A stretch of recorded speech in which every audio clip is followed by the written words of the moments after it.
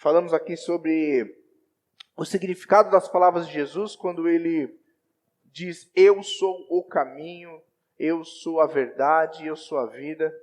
E eu tentei aqui nesses últimos domingos trazer aqui com muito cuidado, apesar de não ser um especialista, apesar de não ser uma pessoa que domina o grego, não pode ser uma, longe disso, mas através das ferramentas que eu tenho à minha disposição, estudar o texto, verificar na sua tradução o seu significado, a profundidade das palavras de Jesus, porque elas são relevantes para nós. Elas não estão aqui apenas para que eu possa deixar a minha mensagem um pouco mais elegante, mas é para que nós possamos ter essa percepção do que Jesus quis dizer. Para você ter uma ideia, hoje nós vamos falar sobre a vida. O que Jesus quis dizer quando ele disse: eu sou a vida? Para você ter uma ideia, é muito comum você encontrar as pessoas dizendo: eu preciso mudar a minha vida. Eu preciso tomar algumas decisões. Eu sei que você faz isso, eu faço isso constantemente. Estou pensando em planos, ideias, coisas que eu quero trazer para a minha vida. E eu digo: eu preciso mudar algumas coisas, eu preciso tomar algumas decisões. Eu preciso me posicionar com relação a algumas coisas, porque a minha vida não está do jeito que eu gostaria. Eu sei que você pensa isso. Eu sei que você já, muitas vezes, até prometeu a si mesmo que a sua vida seria diferente. Agora, a grande questão, a grande pergunta é: quando Jesus diz: eu sou a vida, ou melhor, o caminho, a verdade e a vida, porque ele diz: eu sou o caminho, ele também diz: eu sou a verdade e eu sou a vida. Não uma vida, a vida. Nós devemos nos perguntar: esta vida que Jesus diz ser, a qual ele se refere, é a mesma vida que quando a gente acorda pela segunda-feira de manhã, insatisfeito, incomodado, e diz: eu preciso mudar a minha vida. Aí alguém diz para você o seguinte: você gostaria de mudar a sua vida? Eu gostaria de mudar a minha vida, não estou satisfeito com a minha vida. Pois bem, tem uma boa notícia para você: Jesus é a vida. Será que essas duas palavras estão no mesmo patamar? Será que as duas referem-se à mesma coisa? Não, queridos. Muito longe disso. E essa falta de compreensão do que Jesus quis dizer quando ele diz: eu sou a vida, ela é muito importante para que a gente entenda qual é a proposta de Deus para nós. Porque quando você diz: eu preciso mudar a minha vida, você está falando de rotina, você está falando de alguns fatos, você está falando de alguma coisa relacionada ao seu cotidiano, relacionada à sua rotina, relacionada à sua família, ao trabalho, relacionado às suas questões sentimentais. E aqui eu não quero nem dizer que essas questões são inferiores, ou são de menor importância, não é nada disso. Não é nada disso, são coisas importantes, fazem parte da nossa vida, fazem parte da nossa história, né? Se você está com a sua vida comprometida por conta de rotina, um trabalho que você não gosta, uma questão familiar que é mal resolvida, uma questão de doença na sua família, você vai sofrer. Da mesma maneira, quando as coisas vão bem, quando você está bem empregado, quando você conclui aquele curso que tanto queria, quando você consegue um relacionamento amoroso com alguém que você esperava poder estar junto, quando você consegue realizar aquela viagem, todas essas coisas são importantes, nos fazem felizes.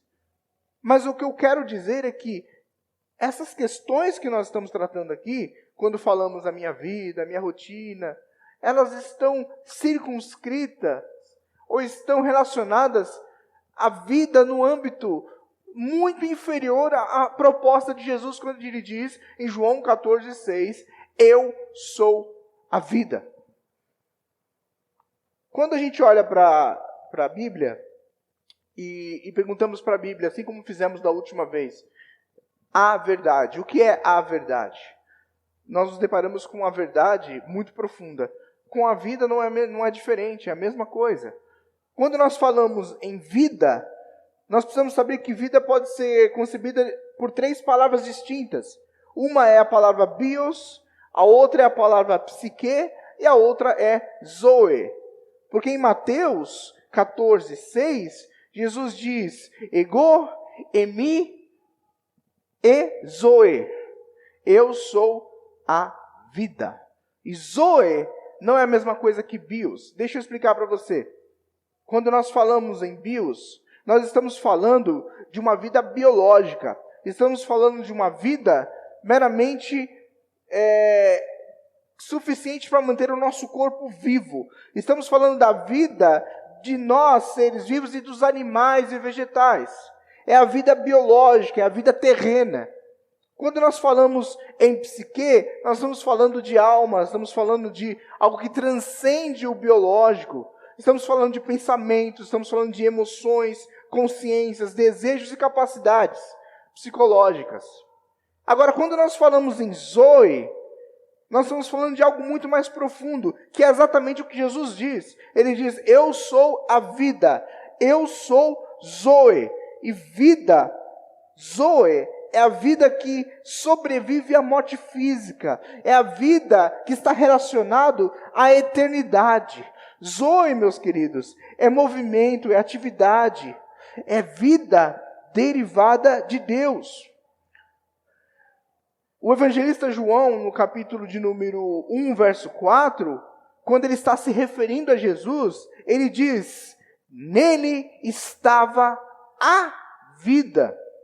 E esta vida é Zoe, não é bios e não é psique, mas é a vida que é vida derivada de Deus. É vida que é derivada de Deus. O comentarista bíblico, Champlin, ele define a vida como sendo realmente esta coisa que é derivada somente de Deus. Só Deus pode prover, a vida que só Deus pode dar. Quando Jesus está contando a parábola do semeador, isso está em Lucas capítulo 8, verso 14, ele diz que há um determinado momento da parábola, no versículo 14, onde ele diz que aqueles que criam, a semente, ela cai entre espinhos. A semente cai entre espinhos. E esse daí, ele diz, são aqueles que ouvem a mensagem, mas quando seguem caminhando a sua vida, são sufocados. E notem bem, são sufocados. Sufocados por quê? Por perseguições? São sufocados por tribulações? São sufocados por dificuldades? Não. Ele diz, são sufocados pelas riquezas, pelas preocupações e pelos prazeres da vida. E esta vida a qual ele se refere, não é a vida Zoe, mas é a vida bios, a vida terrena.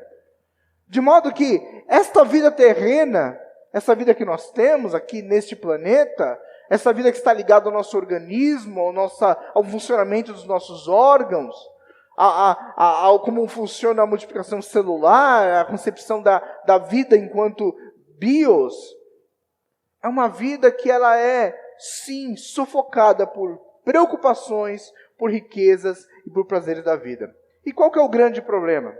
Qual que é o grande problema? O problema é que quando Jesus vira para nós e nos diz assim, olha, eu sou a vida.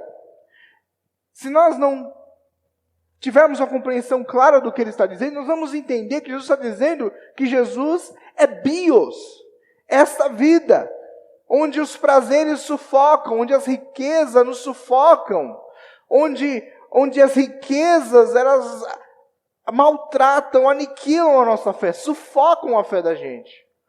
Mas Jesus, ele não diz isso, meus amados.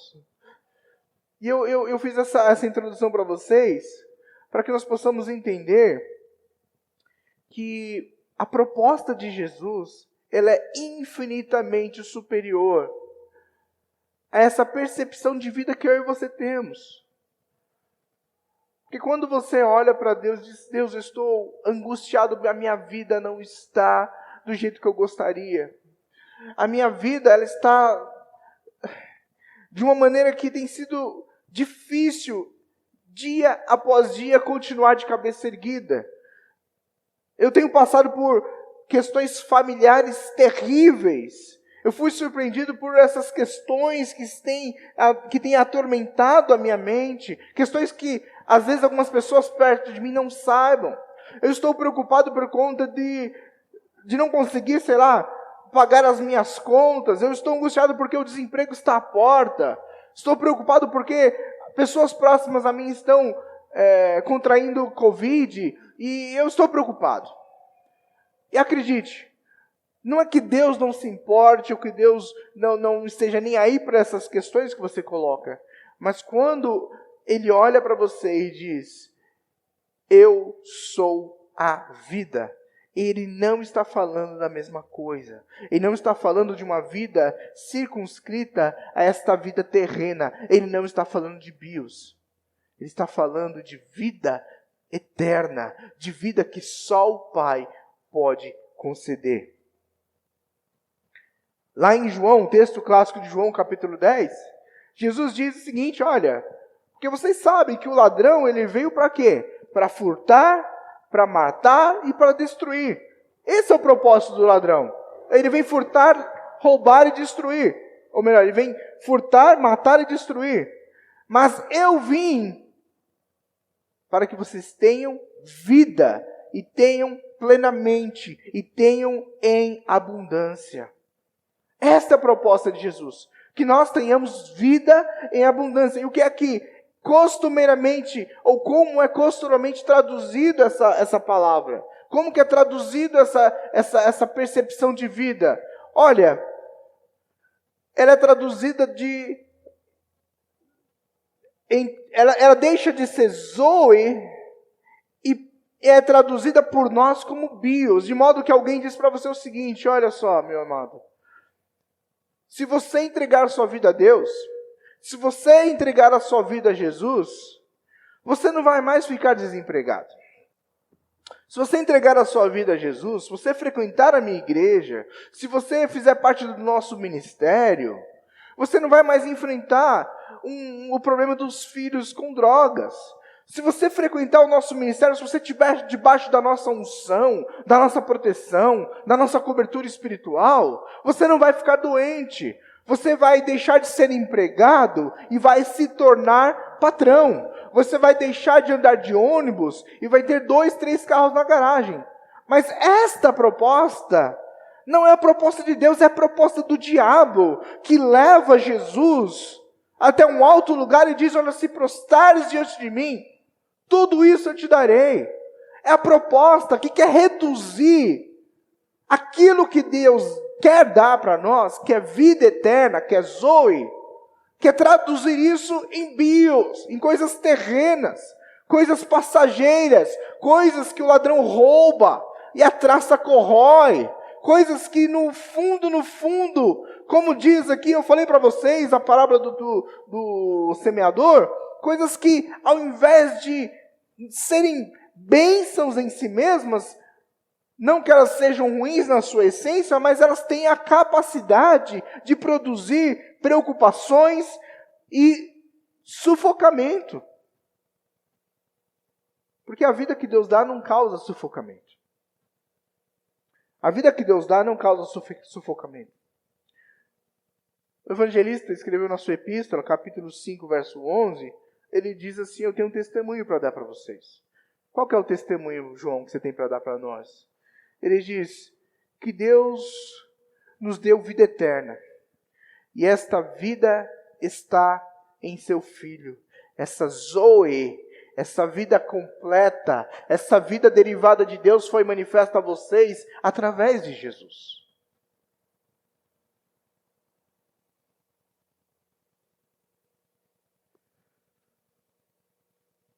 Então vamos lá. O que eu quero dizer para você acerca disso? Que esta vida de Deus, a proposta de vida que Deus tem para nós, ela é uma vida que não cabe na nossa religiosidade. Ela não cabe na nossa concepção terrena e religiosa. Porque quando você é indagado por alguém, se alguém te pergunta,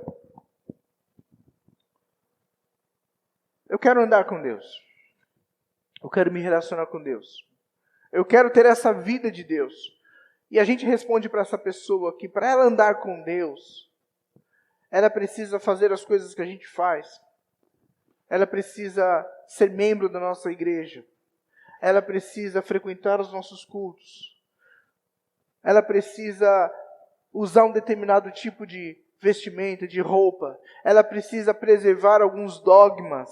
Ela precisa seguir uma série de ritos. Ela precisa se abster de uma série de coisas. E oferecemos para essa pessoa uma vida que, na verdade, nada mais é do que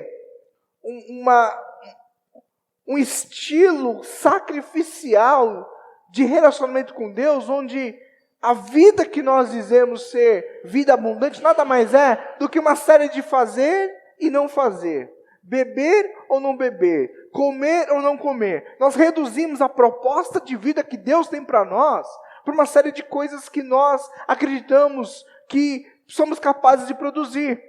E não é à toa, meus queridos, que as pessoas não querem. As pessoas não querem, porque quem quer um estilo de vida onde se diz que somos livres, mas ao contrário disso somos escravizados por um outro tipo de vida, onde somos obrigados a seguir ritos, regras. E não se engane aqui, você está ouvindo e fala, o pastor ficou doido. Está dizendo que não quer mais nada. Não é nada disso que eu estou dizendo. Queridos, como já disse aqui várias vezes, eu frequento igreja, eu sou igreja, sou igreja desde 1995. Já participei de tantos cultos, pequenos grupos, participei de encontros nos lares, sempre gostei, gosto, faço isso com prazer. Me abstenho das coisas que eu sei que me fazem mal e faço com prazer, sem peso, sem dor. Observo as coisas que nós entendemos como valiosas com muito cuidado e com muita atenção. Mas o que eu estou querendo dizer é que nós não podemos resumir a vida que Deus quer nos dar a essas práticas. Essas práticas, elas são desenvolvidas por nós, pela capacidade que nós temos de entender que são boas ou não. Portanto, se eu entendo que o que eu faço é bom, agrada a Deus, faz bem para mim, abençoa os meus irmãos, nós fazemos. Mas o que nós não podemos fazer é ouvir Jesus dizer, eu vim para que vocês tenham vida. Nós não podemos ouvir Jesus dizer, eu sou a vida, e dizer agora sim. Quem quiser viver com Deus precisa fazer isso. E nós estabelecemos regras. E as pessoas precisam obedecer essas regras. Isso não atrai a ninguém. Isso só consegue produzir aquele que o faz entendendo que é culto a Deus, que entende que é saudável, que entende que glorifica a Deus, que entende que preserva o irmão, que entende que faz bem para a sua espiritualidade. Olha só. Talvez isso que eu vou dizer agora para você faça um pouco mais de sentido. Em Isaías 55, verso 7, eu vou caminhar com você esses versículos explicando para você. Diz assim, que o ímpio abandone o seu caminho, e o homem mau os seus pensamentos. Que pensamentos? Se ele é homem mau, ele tem pensamentos de homem mau. Volte-se ele para o Senhor, que terá misericórdia dele. Volte-se para o nosso Deus, pois ele perdoará de bom grado. Só que o texto ele vai progredindo, a revelação ela é progressiva. E nós vamos entendendo o que ele está querendo dizer. Está falando de mudança, está falando de transformação, de abandonar o que é errado e abraçar o que é certo. Versículo 8 e 9, ainda no mesmo capítulo, ele diz, os meus pensamentos não são os pensamentos de vocês, e os meus caminhos não são os caminhos de vocês, declara o Senhor. Esse texto nunca fez tanto sentido quando a gente coloca em perspectiva com relação a Jesus dizendo, eu sou a vida, eu sou Zoe. Por quê? Porque quando Jesus diz para nós que Ele é a vida e a gente tenta transformar a vida de Deus em práticas religiosas, meu amado, se liberte de práticas religiosas, se liberte de ritos, de dogmas. E você vai dizer o seguinte, quais são as coisas que eu preciso me libertar? Você vai se libertar de todas aquelas coisas que você faz, sem a menor consciência de por que faz. Porque outrora alguém te disse que você precisava fazer, mas você faz assim mesmo, sem questionamento, sem reflexão. Ou seja, diante de Deus não tem o menor valor. Agora o que você vai fazer? Você vai procurar significado ao que você faz. Por que eu faço o que eu faço? Mas vamos caminhar no texto. Então ele diz que os meus pensamentos não são os pensamentos de vocês. Vocês estão pensando em bios. Vocês estão pensando em coisas terrenas. Quando vocês andaram com Jesus, e vocês viram Jesus ressuscitando os mortos, curando os doentes, andando sobre as águas, vocês mantinham na mente de vocês a perspectiva de que Deus vinha mudar a vida de vocês, estabelecendo um reino terreno, bios, algo que se processa entre nós, algo que se contabiliza em nossa conta bancária, algo tangível nas nossas casas, algo que venha nos trazer conforto no nosso lar. Mas Deus está falando de algo muito mais além do que isso. Por isso eu digo para vocês que os meus pensamentos não são os pensamentos de vocês. Vocês pensam em bios. Eu penso em Zoe, em vida que somente eu posso dar para vocês. Quando Jesus revela aos discípulos quem ele era, ou quando é revelado a eles, ele diz a eles: não contem a ninguém. Não divulguem ainda, não é o momento. Por quê? Por que não divulgar? Porque eles ainda estavam na concepção, na ideia de que Jesus vinha para estabelecer um reino que ia livrá-los do poderio de Roma. Um reino terreno. E essa nunca foi a proposta de Jesus. O verso de número 8 e 9, ele diz ainda mais: assim como os céus são mais altos do que a terra, também os meus caminhos são mais altos do que os seus caminhos, e os meus pensamentos são mais altos do que os pensamentos de vocês. Oh, amados, eu não sei como é que você recebe isso que eu vou dizer para você, mas quando Jesus disse: eu sou a vida, e eu quero dar essa vida a você, e essa vida é uma vida abundante, ele não tinha em mente a sua conta bancária. Ele não tinha em mente a sua casa própria. Ele não tinha em mente a sua promoção no trabalho. Ele não tinha em mente a sua relação conjugal. Ele não tinha em mente o seu relacionamento com os filhos diretamente. Ele estava falando da vida que vem de Deus e que é eterna, e que está acima de todas essas mazelas que nós nos envolvemos aqui nessa terra, que é bios. E tem outro texto que está aqui também em Isaías, que as pessoas usam e usam de maneira muito fora de contexto. Você já ouviu alguém dizer para você o seguinte, diz assim, como é que elas falam? Ah, mas a palavra de Deus não volta vazia. Não é? Se você foi no culto e o pastor lá disse que Deus ia fazer um mover aí e você ia receber alguma coisa, creia que Deus é fiel e você vai receber. A palavra de Deus não volta vazia. O texto, esse texto, nessa situação, está totalmente fora de contexto, porque ele continua. Olha só, ele está falando que o ímpio precisa abandonar o seu caminho e o seu pensamento mau. Ele precisa voltar-se para Deus. E aí a gente pergunta: Deus, então voltar para Deus é a gente começar a ir para a igreja. Então voltar para Deus é a gente então usar a roupa certa. Voltar para Deus é a gente não comer esse tipo de comida e não beber esse tipo de bebida. Então a gente está começando a entender. A gente precisa abandonar essas práticas da vida, né? Aí Deus diz assim: não, os seus pensamentos são pequenos demais. Os meus pensamentos e os pensamentos de vocês são diferentes. Meus pensamentos e os meus caminhos não coincidem com os caminhos de vocês. Assim, olha só para vocês entenderem como o que vocês estão falando está longe de ser aquilo que eu quero dizer. Assim como o céu os céus são mais altos que a terra, e os meus caminhos são mais altos que os caminhos de vocês. O meu caminho não passa por essas coisas que vocês estão falando. E essa questão que eu disse para vocês sobre a palavra de Deus não voltar vazia, é porque ele diz assim, olha, assim como a chuva, mesmo texto, Isaías 55, depois você pode ler. Assim como a chuva e a neve descem do céu e não voltam para eles sem regar a terra, fazendo-na brotar e florescer, para produzir sementes para o semeador e pão para o que come. Assim também ocorre com a palavra que sai da minha boca. Ela não voltará para mim vazia, mas fará o que desejo e atingirá o propósito para o qual eu enviei. O que Deus está dizendo? que a palavra que sai da boca dele, qual que é a palavra que sai da boca dele? É o Verbo encarnado, é Jesus, é o Cristo, é a palavra de Deus, as boas novas de Deus, habitando entre nós.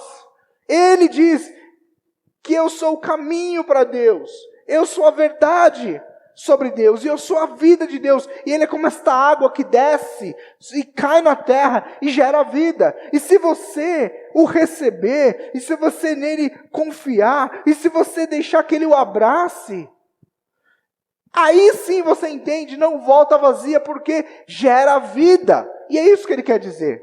Ele gera vida e cumpre o seu propósito, o propósito para o qual Ele enviou. Por que Deus enviou Jesus? Para que Jesus fizesse brotar vida no seu coração. Não para que você fosse promovido. Não para que a sua conta bancária dobrasse o saldo. Não para que você deixasse de ser empregado e se tornasse a ser um empregador. Mas para que você ganhasse a vida eterna. Exatamente, você ganhasse, porque a vida eterna é um presente de Deus para mim e para você. Não é adquirido através de nenhuma outra maneira. Não é mérito, não é recompensa. E o último verso de Isaías que eu quero ler, quando a gente ouve a palavra do nosso Deus, que é Jesus, quando essa palavra entra no nosso coração e ela cumpre o propósito e gera vida, porque essa palavra não volta vazia, ele diz, vocês sairão com júbilo e serão conduzidos em paz, em montes e colinas, e romperão em cantos diante de vocês, e todas as árvores do campo baterão palmas.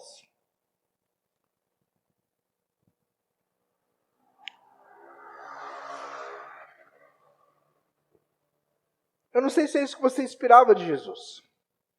Eu não sei se a sua expectativa de que Jesus, uma vez entregando a sua vida a Jesus, a sua vida, bios, iria ser transformada. Aliás, deixa eu abrir um parênteses aqui. A nossa vida terrena, sim, ela é transformada. É claro que ela é. Por quê? Porque uma vez que a palavra de Deus entra em você, você muda. Você se transforma em uma nova criatura. A Bíblia diz, todas as coisas, tudo que era velho já passou, agora tudo se torna novo. A sua mente, a sua metanoia, a sua conversão, ela fará com que você produza os frutos de vida. E obviamente ao seu redor, as suas relações, os seus relacionamentos, os seus negócios, eles vão ser transformados. Mas eles foram transformados porque você foi transformado. Mas a proposta de Deus, ela é muito mais alta do que a proposta que nós evangélicos muitas vezes ouvimos por aí. E se você sente assim, poxa, será que eu entendi errado todo esse tempo? Você não está sozinho. Eu vou citar só 2 exemplos para você. A mulher samaritana, por exemplo. Quando Jesus diz para ela, olha, quem beber desta água terá a ter sede outra vez. Assim como nós pensamos que a vida de Deus é bios, ela achou que Jesus estava falando de fato daquela água, aquele H2O que estava naquele poço.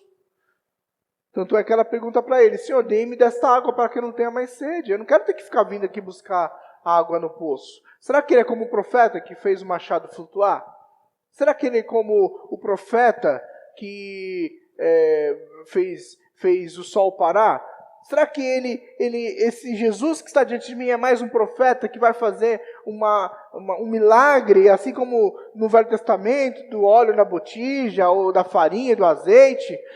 Será que ele vai fazer algo que em mim, enquanto eu estiver viva, enquanto bios for vida para mim, eu não vou ter mais sede? Jesus diz, não. Não é disso que eu estou falando. Não é disso que eu estou falando. A água que eu der, aquele que beber da água que eu der jamais terá sede. Pelo contrário, a água que eu lhe der se tornará nele fonte de água a jorrar para a vida eterna. Quando você entregou a sua vida a Jesus, ou se você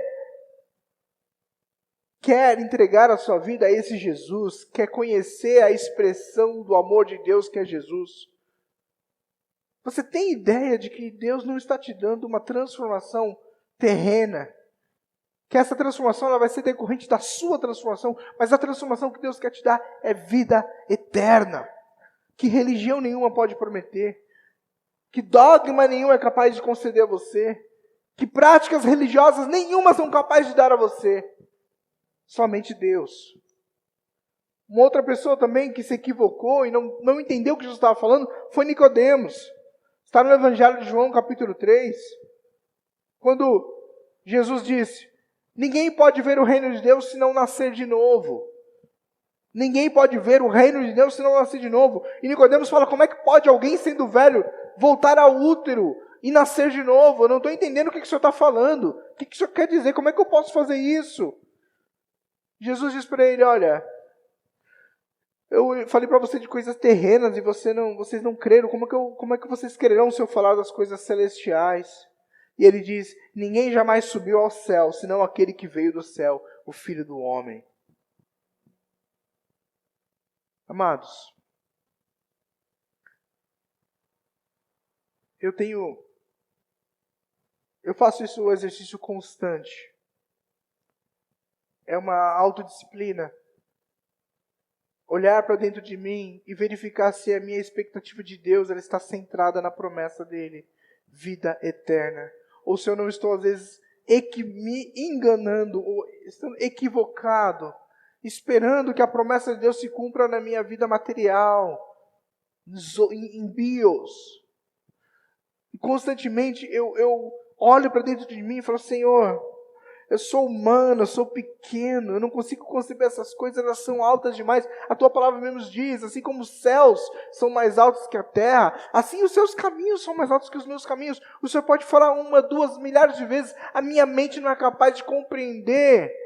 Que tipo de vida é essa que o Senhor quer me dar?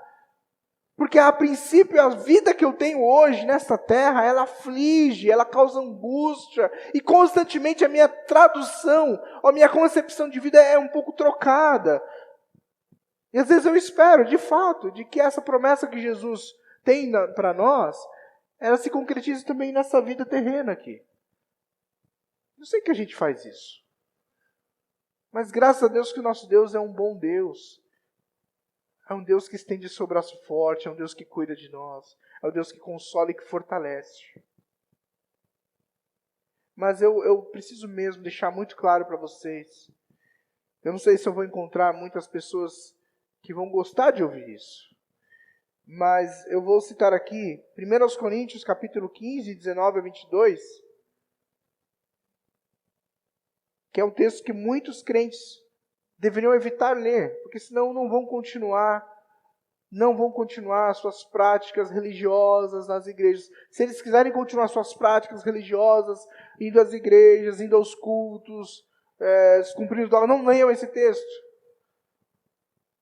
1 Coríntios 15, 19 e 22 diz: se é somente para esta vida que temos esperança em Cristo, dentre todos os homens somos os mais dignos de compaixão. Miseráveis. Porque se a nossa esperança em Cristo, ela traz para nós esperança somente para esta vida, para bios, coisas terrenas, nós somos os mais indignos, os mais dignos de compaixão, os mais miseráveis de todos os homens. Porque a promessa de Jesus para nós é que a vida que Ele quer nos dar não é a vida que derrota Roma. Não é a vida que derruba a corrupção. Não é a vida que cura o câncer, pelo menos não aqui nesse plano. Não é a vida que nos tira de cauda e nos coloca como cabeça. Mas é a vida que nos une a Deus eternamente, a promessa eterna de estar com Deus. Quando eu escuto alguém dizendo que se desviou, eu automaticamente fico pensando: como é que alguém pode se desviar de Jesus? Como é que alguém pode se desviar de um Deus tão bom? É impossível. É impossível. Olha só, Jesus, Ele não te julga. Jesus, Ele não te condena. Ele te restaura. Ele te limpa. Ele te purifica. Ele te abraça. Ele cura. E essa cura é cura existencial, cura da alma. E de vez em quando também cura física, a gente vê isso, eu acredito.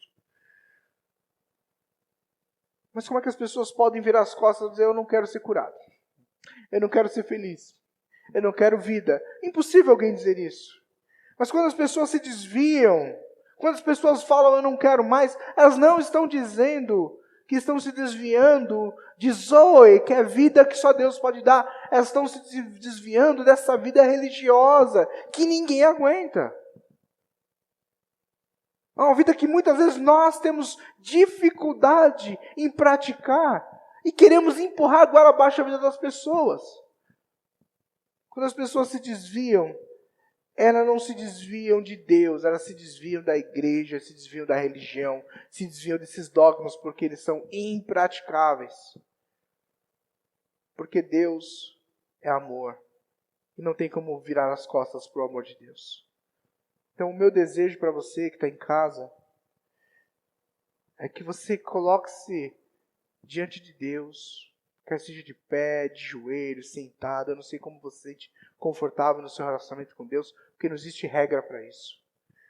E que você diga para Ele, Deus, eu quero essa vida que é eterna, essa vida que resgata, essa vida que preenche, que não é sufocada por preocupações, nem por riquezas, e nem pelos prazeres da vida, mas é a vida que Jesus veio dar.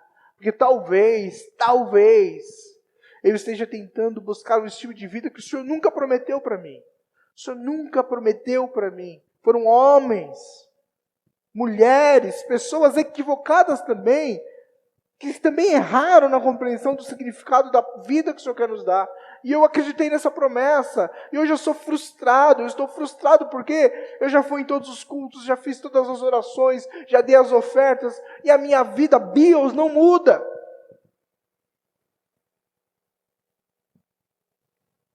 Você quer que a sua vida bios mude, querido? Faça bons relacionamentos. Dê ouvidos à sabedoria. Trabalhe e trabalhe muito. Estude, progrida. Seja ousado. Seja generoso. Seja bondoso. Seja atento àqueles que necessitam. Mas o que diz respeito à vida eterna, a vida que Deus quer dar, não há nada que você possa fazer, porque Deus já fez tudo na cruz por nós. 1 Coríntios 15, 19 a 22, encerra o último versículo dizendo, visto que a morte veio por meio de um só homem, também a ressurreição dos mortos veio por meio de um só homem, pois da mesma forma como em Adão todos morreram, em Cristo todos serão vivificados. Então meu desejo é que você, eu e todos os que ouvem essa mensagem possam encontrar prazer na vida que Deus quer dar para nós, que é a vida eterna, que é a vida que transcende a morte, é a vida que não morre, é a vida que não está circunscrita a esse ambiente, à nossa vida terrena, é vida de Deus em nós. Que Deus abençoe a todos, em nome de Jesus.